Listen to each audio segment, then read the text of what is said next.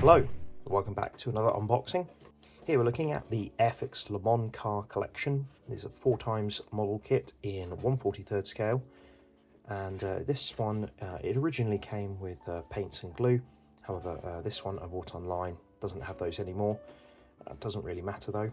So these toolings were shared between Heller and Airfix, and you've got the 1989 Sauber Mercedes, the also 1989 Jaguar XJR9, 1989 Porsche Kenwood Kramer 962, and the 1991 Peugeot 905.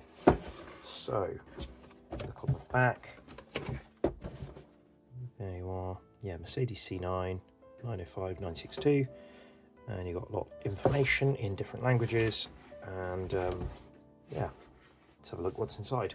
The V12 powered Jaguar XJR9 from TWR won the World Sports Car Championship in 1988, along with the 24 Hours of Le Mans, with drivers Jan Lammers, Johnny Dumfries and Andy Wallace.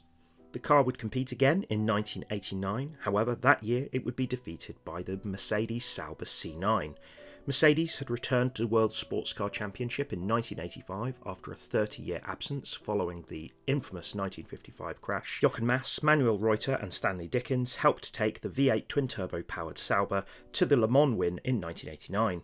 The Porsche 962 is one of the most successful cars in world sports car history, winning Le Mans in 1986, 1987 and again in the C format in 1994. Porsche were known for selling their cars to non-works teams, and this one was used by Kramer, the clone-based team who won Le Mans in 1979. In 1990, it had been 10 years since a French team had won at Le Mans outright, and Peugeot looked to end that with their 905. Whilst Jaguar came back to win in 1991, the Evo 1 version of the 905 would go on to win Le Mans 2 years in a row in 1992 and 1993. The initial 905 is included in this kit.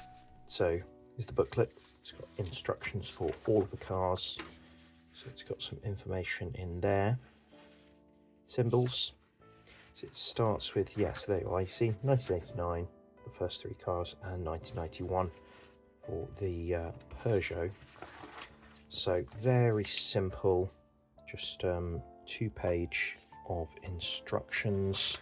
Got the interior and chassis, and then the body on top, and then you've got the decals.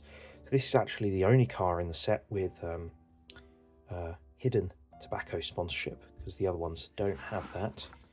Yeah, there we are. If you want to see a more in-depth look at this, I do have a build video, which you see just up here.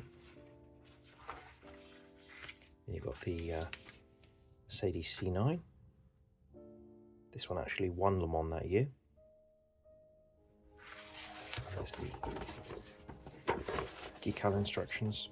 I do actually have the Tamiya version of this, so probably build that at some point. Then we've got the Porsche 962. This one obviously ran for many years. Let's say this has got the Kenwood livery, you can see there. And then finally the most modern of the cars, the Peugeot 905.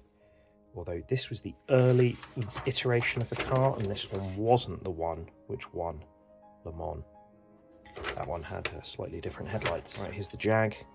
If you want to see a bit more of this, you can see a more detailed unboxing and the build in my actual video. I'm not going to open this up.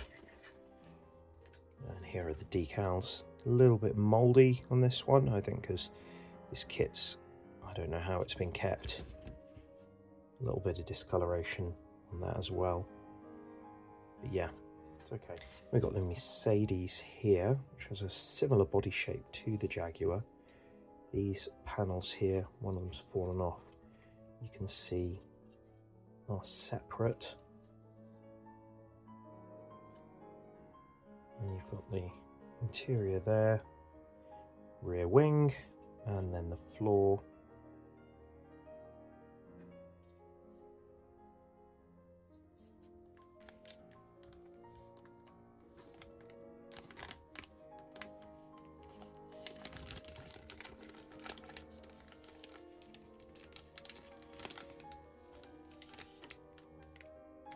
So I'm not going to take these out, just going to keep them all in one place.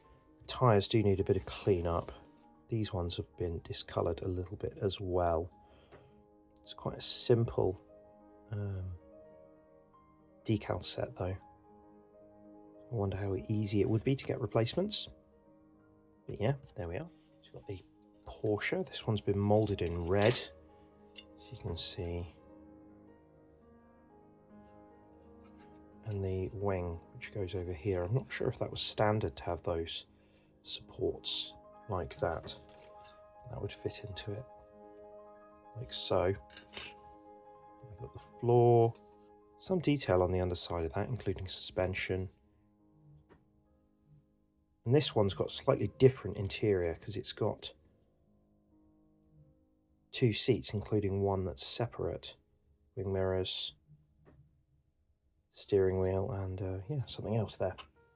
And here's the decals for those. So you'd have to paint some of the black section, but some of these stripes on the side have been included. I'm actually tempted to get some replacements for these and maybe do one of the Rothmans liveries, though obviously because it is moulded in red, I'd have to make sure that that was painted really nicely in white. So there's the clear parts for the Porsche. You can see the window sort of in one part, moulded wiper there, and slightly different headlights. Finally, we've got the Peugeot, which is here. So you can see how the Group C kind of shape had changed a little bit as the 90s started. And this one, the roof is actually in the clear parts. You can see there how you've got the side windows. So you'd need to paint over the clear part, and that would go on top like so. Slightly different headlights as well. And this one has also got removable wheel covers at the back. And you've got the spoiler, interior tub, floor, and do also, yeah, no mirrors on this one. I don't know if maybe they've fallen off. It does look like a couple of parts might have fallen off there. So yeah, parts 9 and 10 are the rear wing supports here, and sadly they are missing. So yeah, though I will say that they're probably not the hardest pieces to replicate. So whenever I come to the Peugeot, that's just something I'll have to bear in mind. Yeah, there we are. Let me know what you think of this. Did you build any of these back in the day, either from Heller or Airfix? Personally, I think it'd be really nice for there to be a new kind of small scale sports car set, maybe Formula One car set, maybe from Heller or Airfix. Thanks a lot for watching. I'll see you soon.